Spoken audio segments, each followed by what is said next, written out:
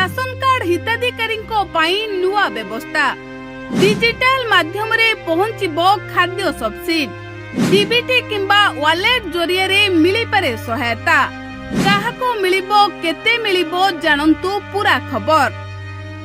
Ration card धरिथिबा लक्ष लक्ष लोकंकु नेई एबे एक बड़ चर्चा आरंभ होईछि। राशन दुकान रु चाउल नेबा बदल रे हिताधिकारी पाखकु सीधा सलख सब्सिडी टंका पहुंचाइबा भली व्यवस्था उपरे आलोचना आरंभ होईछि। जदि एही प्रस्ताव आगको बढ़े तेबे राशन व्यवस्था रे बड़ परिवर्तन देखिबाकु मिली पारे।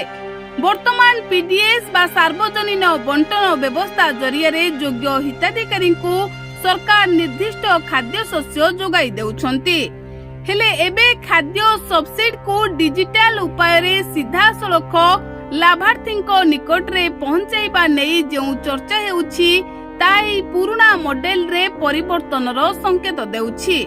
एठारे डीबीटी बा डायरेक्ट बेनिफिट ट्रांसफर भली व्यवस्था भूमिका आसुछि, अर्थात सरकारी सहायता को मध्यस्थ व्यवस्था रे न रखी सीधा सलख लाभार्थी पाखरे पहुंचाइबार यह एक बड़ निष्पत्ति।